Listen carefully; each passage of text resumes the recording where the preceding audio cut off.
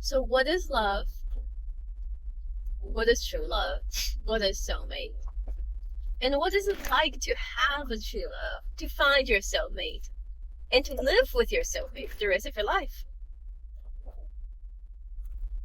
I'm a little bit emotional, probably because today is the day that my mom passed away. So this is her anniversary.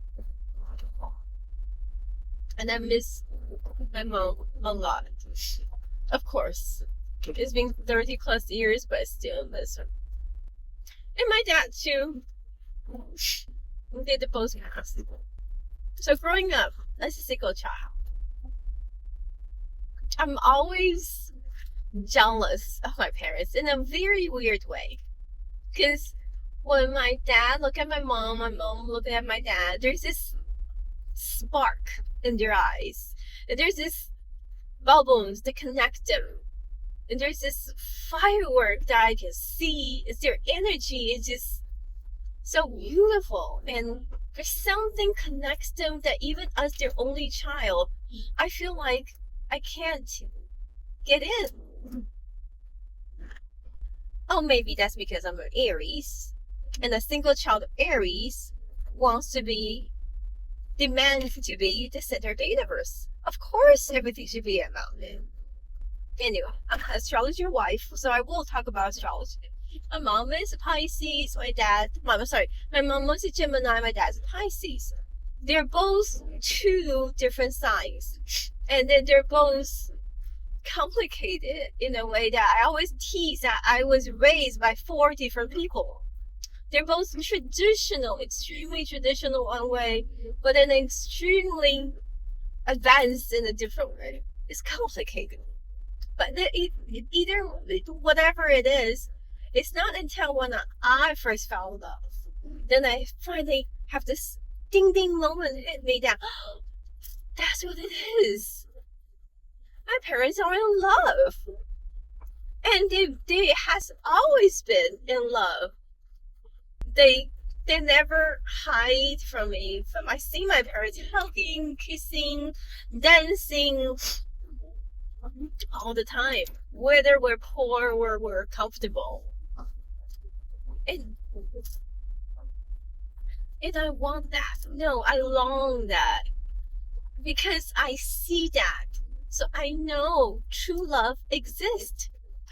As if you ask any astrologer, Pisces and Gemini, I mean, they're only sun sign. We're not looking at the whole chart here, but they're not really the best compatible. And even till this day, looking back, my parents and think about the personality, the characteristic, I don't think they're compatible.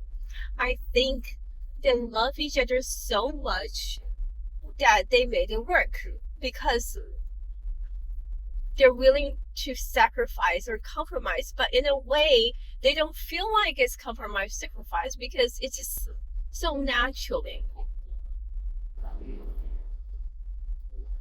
And I've been in love like everybody else. When you're at 40, almost 50, of course you've been in an element of relationship. And most people are. I've dated boys, I dated girls, I've been dating different people and always thinking that this is it. I'm in love. When I because as a passionate Aries, when I'm in love, I go all in like nothing.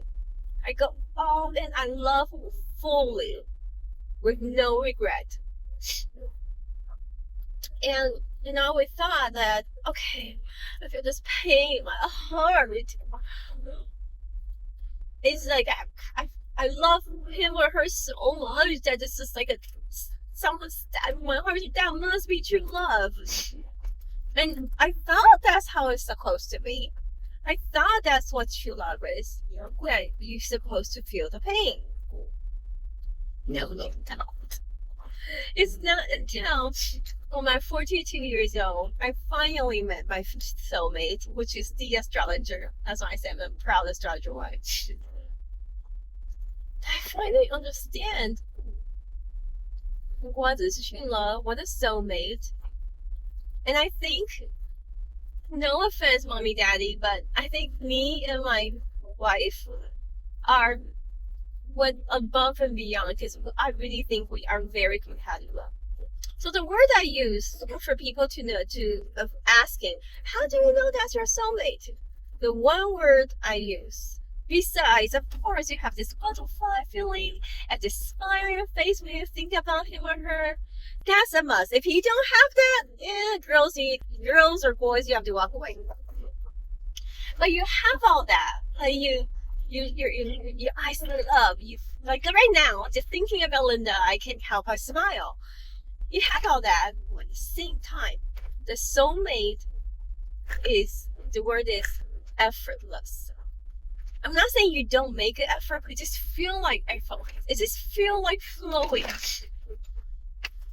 every day. We're like doing a dance together, even dating life. Like just little things. Like this in the morning when I wake up. I remember this one day.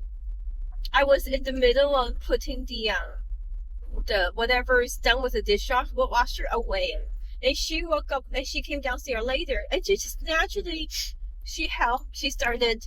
I was gonna say help me, but that's so wrong. She just started to put the rest. So we just, without conversation, without communicating, we just effortlessly put things away together. And then, like grocery shopping, once we're done with grocery shopping, coming home. It just smoothly, effortlessly, she will unpack and then divide. I will put them in the fridge and I'll fold the bags. You might think like, so what? That's just day-to-day life. But here's what I'm saying. It's the day-to-day life that make it work. That really matters. And then on top of that, I always say, fighting. Linda always says, we're not perfect, but we're damn close. No, she says it this way. We're not perfect, but we're damn close. So what does that mean? That means we come out from a lavender bubble from time to time, and we will have arguments, disagreement, or upset moments. See, then the word counts. The word matters. We choose to use the word upset moment. We don't choose the word fight, unless we did have fight. That's like very big deals. But day-to-day life is just upset moments, and then we work it out.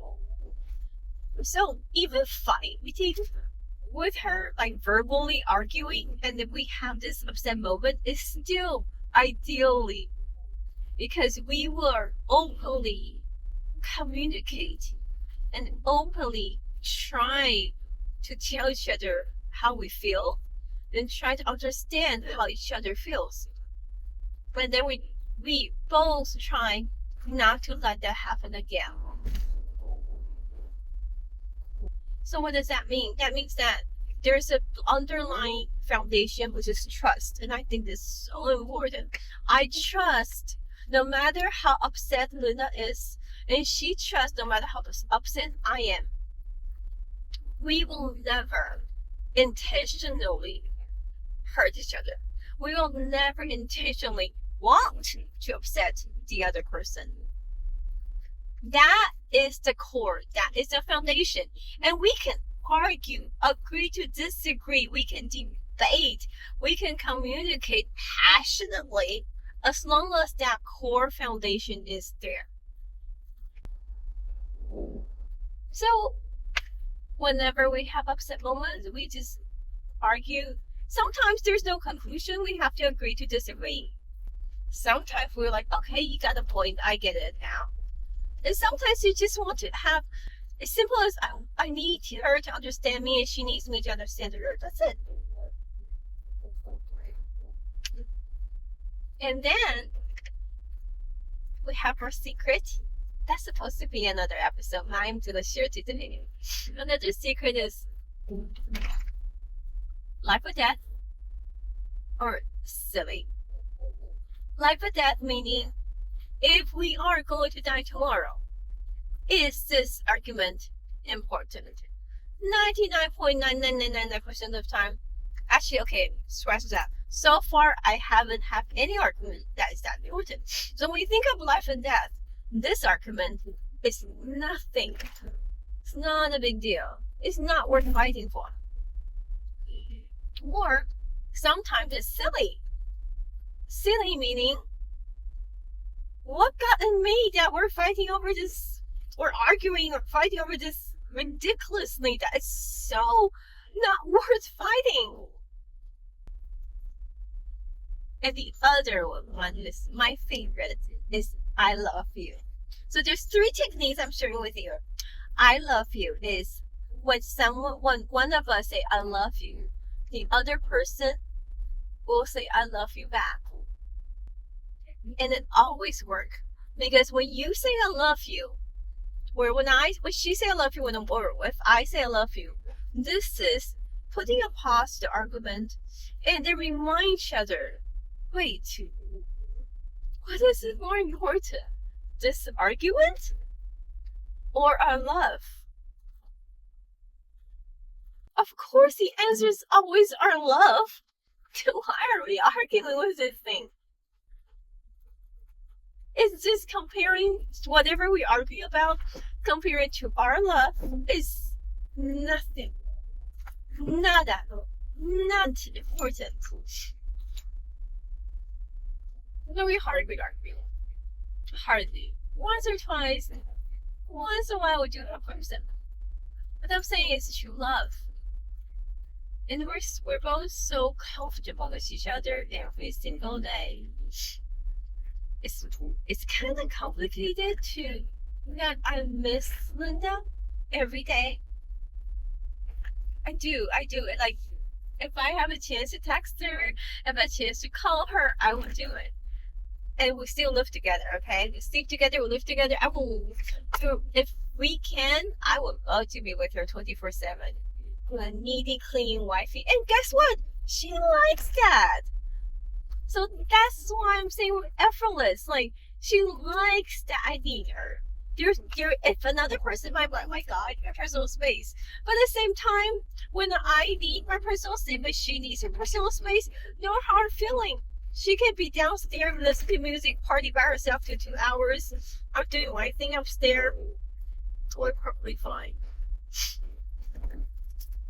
So, getting back to my parents, I remember the day my dad had cancer. My dad had cancer. I just know Linda. But sure, that's a different love story.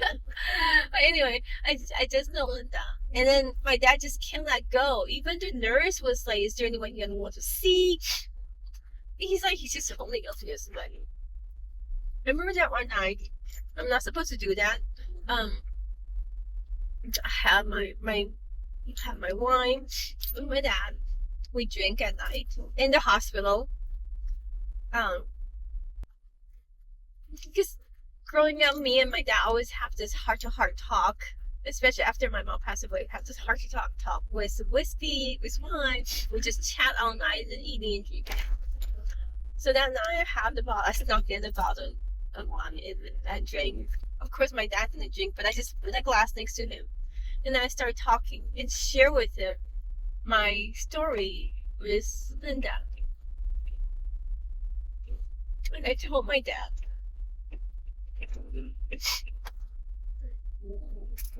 that I finally find someone that I love.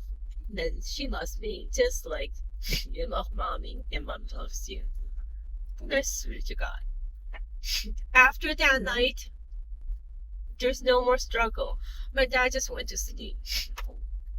I just slept. And then a couple of days later, when I was talking with him on the phone, he passed away. He has his last breath. In his mind, that if I can say I find someone that loves me as much as he loves my mommy, that my dad can just go in peace and go see my mommy and family. And ever since, I do believe my parents are angels and blessing me and because we literally, we haven't lived forever yet, but ever since we got together, we live happily every day. I sleep with a smile on my face. I wake up with a smile on my face. I drive with a smile on my face. And well taken care of. And we appreciate each other all the time. She thinks that I did so much for her. And I think she did so much for me. Isn't that wonderful? That you feel loved and cherished and appreciated every day. Linda is the butch. She's the masculine kind. But at the same time, she's the oldest sister. So she's the mother, like little mommy. So she's better at taking care of people.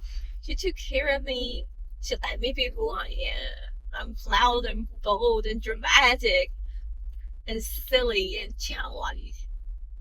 And she liked all that. And she's the same way. I know I'm bragging. I can help myself every time I talk about Linda and how I'm so happy. I thank the universe to bring her into my life. I thank the universe to let me be your life. And I think that's it. I'm gonna keep on crying. I'm crying. This is what I want to share on this special day about the day that my mom passed away when I was a teenager, and how my parents' true love finally led me to find my true love when I was 42. And I tell everybody, don't give up. True love does exist. You just have to find the right person. And you can be happy every single day. That's not a fairy tale. Happily ever after really exists. I wish all of you find your true love and be happily ever after.